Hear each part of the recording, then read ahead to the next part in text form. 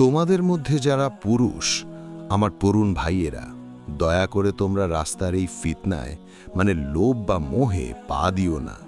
এই ভালো কাজগুলোই তোমাকে একজন প্রকৃত পুরুষ হিসেবে গড়ে তুলবে, আর এই রাস্তার জীবন তোমাকে বড়জোর একজন গুন্ডা বা অপরাধী বানাবে। আরবিতে রাজুল শব্দটির গভীর অর্থ আছে। মনে রেখো, প্রত্যেক পুরুষই পুরুষ লিঙ্গের মানুষ, কিন্তু প্রতিটি পুরুষ প্রকৃত মানুষ বা পুরুষ নয়।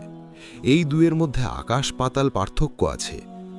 আল্লাহর রাসূল যখন তোমাদের মধ্যে পুরুষ বা রাজুলের কথা বলেছেন, তার মানে হলো সেই ব্যক্তি যে কোনো বিপদ বা বিপর্যয়ের সময় নিজের রাগ এবং ক্ষোভকে নিয়ন্ত্রণ করতে পারে, সে ধৈর্যশীল। এটাই হলো আসল পুরুষত্ব। একজন ভাই যখন এসে বলে, শুনুন, আমার একটা আসক্তি আছে এবং আমি এটা থেকে বের হওয়ার চেষ্টা করছি, আল্লাহর কসম আমি তাকে সম্মান করি, কারণ সেই লোকটি জানে তার একটি সমস্যা আছে। কিন্তু সমস্যা হলো যখন কেউ নিজের আসক্তি নিয়ে অস্বীকারের মধ্যে থাকে এবং নিজের ভুল কাজকে জায়েজ করার জন্য ধর্মকে বা দ্বীনকে ব্যবহার করে। অনেক ভাই আছেন যারা জিম করেন, 100-120 কেজি ওজন বেঞ্চ প্রেস করেন, তারা দারুণ সব ভারোত্তোলন করেন এবং সেটা স্ন্যাপচ্যাটে রেকর্ড করে ছাড়েন। কিন্তু সেই একই ভাই ফজরের নামাজ সময় নিজের গায়ের একটা পাতলা কম্বল তোলার শক্তি পান না। আমার ভাইয়েরা, একজন রাজুল বা প্রকৃত পুরুষ তার লড়াই করার ক্ষমতা বা শারীরিক শক্তি দিয়ে নির্ধারিত হয় না। আমার দৃষ্টিতে একজন আসল পুরুষ হলো বাস্তববাদী এবং মাটির মানুষ। সে জানে যে আপনি একই সাথে পিঠাও খাবেন, আবার সেটা আস্তও রাখবেন, তা হয় না। অর্থাৎ আপনি সব কিছু একসাথে পেতে পারেন না। একজন আলেম বলেছিলেন, আমাদের আর সাহাবীদের মধ্যে পার্থক্য কি জানেন?